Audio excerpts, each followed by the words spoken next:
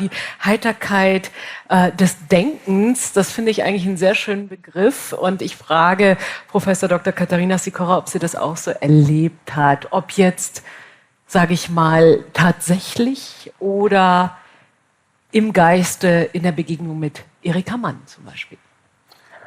Ich denke, heiter waren wir alle. Wir waren ja eine Damentruppe, würde ich es so nennen.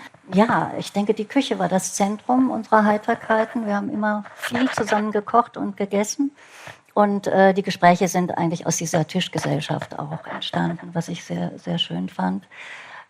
Immer bewacht von Katja Mann, die ja als Foto mit einem Kochlöffel im Kochtopf am Übergang zur Küche hängt. Ich war am Anfang auch 3 Tage erstmal alleine da und hatte vorher einiges auch zur Architektur gelesen und ich entsinne mich noch sehr genau, so weit zum Geisterhaften oder Zauberischen, dass ich, als ich mit dem Koffer hochging, immer dachte, ich möchte unbedingt in dem Raum wohnen, wo Erika Mann mehrere Jahre verbracht hat.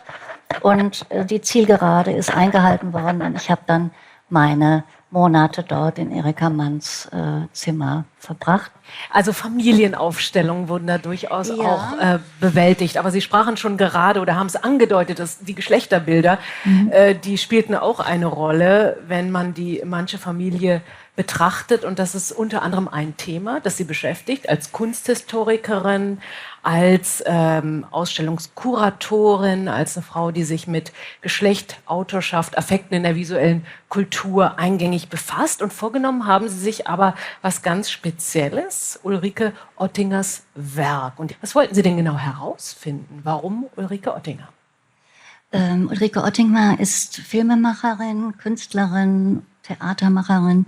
Mich hat interessiert, wie ein Œuvre, das eigentlich konzentriert ist auf grenzgängerische Fragestellungen, genau zwischen diesen zwei Kulturen der USA und in dem Fall auch auf Deutschland konzentriert, rezipiert worden ist, weil Kino ist ja doch auch nochmal eine ganz andere Form der Medienrezeption, nämlich eine, dass man kollektiv gemeinsam physisch in einem Raum ist. Und es ist immer derselbe Film, aber in den verschiedenen Generationen und den verschiedenen Rezeptionszusammenhängen entstehen ganz andere eigene Filme im Kopf. Und sie werden dann kommuniziert vor Ort, sei es durch physische Reaktionen, sei es dann durch Gespräche danach.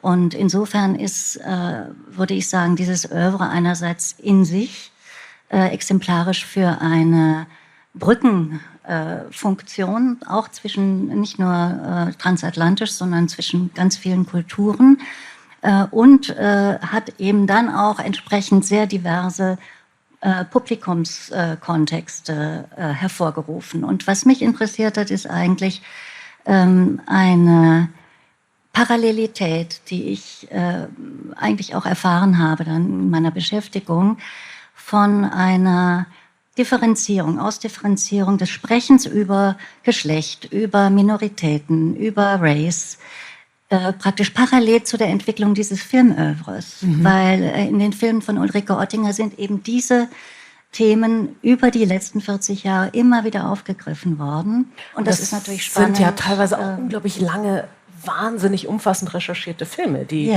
Ulrike Ottinger vorgelegt hat. 12 Stunden lange Dokumentationen unter anderem. Und sie ist dafür wirklich auch durch die ganze Welt gereist. Konnten Sie denn ganz,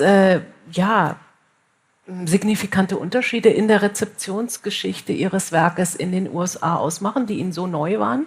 Im Gegensatz zu Europa, sprich Deutschland in dem Fall? Also ganz neu waren sie mir nicht, aber sie haben sich doch sehr stark verstärkt durch die Gespräche, die ich geführt habe. Ich habe ja, also mein Projekt ist eigentlich in 2 verschiedenen Teilen gewesen, dass ich einmal versucht habe, die geschriebene Rezeption nochmal genau aufzuarbeiten und habe dann 11 exemplarische amerikanische Texte mit 11 deutschen Texten zusammengebracht und in eine Chronologie verzahnt, sodass sich also so eine intellektuelle Wechselgeschichte ablesen lässt. Was mir aber eigentlich viel interessanter erschien, ist, dass ich Interviews gemacht habe, und zwar, ich sag mal, querbeet und auch nicht jetzt quantitativ sehr groß. Das sind so mit ungefähr 55 Interviews gewesen, sowohl in Deutschland als in den USA.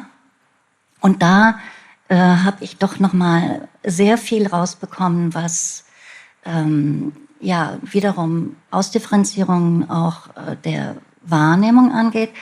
Ein Beispiel: In Deutschland ist dieser Piratinnenfilm in den 70er Jahren von der feministischen Bewegung oder den Bewegungen sehr kritisch gesehen worden, weil es ein sehr humorvoller Film war über die Frauenbewegung. Von der anderen Seite her, jetzt historisch gesehen, ist es so, dass zum Teil jetzt im akademischen Feld bestimmte Filme nicht mehr gezeigt werden von Lehrenden, weil sie bestimmten politischen Correctness-Formationen nicht mehr genügen. Das heißt also, ein Film, ich nenne mal Freak Orlando, der sehr viel mit sehr kleinen Menschen, mit sehr großen Menschen, mit Menschen mit Einschränkungen gearbeitet hat und genau darüber, über Inklusion, Exklusion gesprochen hat, ist heute kaum mehr zeigbar, weil das auf Empfindlichkeiten bei den Studierenden trifft und bei den Lehrenden dann auch nicht mehr angeboten werden kann. Hat sich dazu auch Frau Ottingauer selbst geäußert? Nein, sie sieht das mit Verwunderung. Haben Sie mit ihr selbst auch gesprochen über das, was Sie da erforscht haben? Ich habe ein Langzeitinterview mit ihr gemacht, das sind 13 Stunden, wo ich bei ihr aber chronologisch zu den Filmen sie befragt habe über ihre Sekundärrezeption, weil sie ist ja in der ganzen Welt mit den Filmen über 40 Jahre gereist und hat die Resonanz direkt im Publikum mitbekommen. Und das heißt, da gibt es natürlich nochmal eine weitere Ebene der Rezeption. Wie war das? Sind Sie für Ihre Interviews tatsächlich rausgegangen, haben GesprächspartnerInnen aufgesucht oder haben Sie sich in dieser Gated Community eher aufgehalten? Und ich habe mich für den Textteil in der Gated Community aufgehalten und bin für die Interviews rausgegangen. Aber das Schönste war eigentlich, wenn wir auf der Couch als Couch Potatoes zusammen Filme geguckt haben. Und die das Couch haben Sie kennen, dann schon alle, ne? getan, also sich auch zusammengeschmissen. Ja. Außer Mohammed Amjahid, der war ganz alleine auf seiner Couch. Aber das kann sich ja noch ändern, vielleicht ist das nächste Mal anders. Vielen Dank, Katharina Sikora.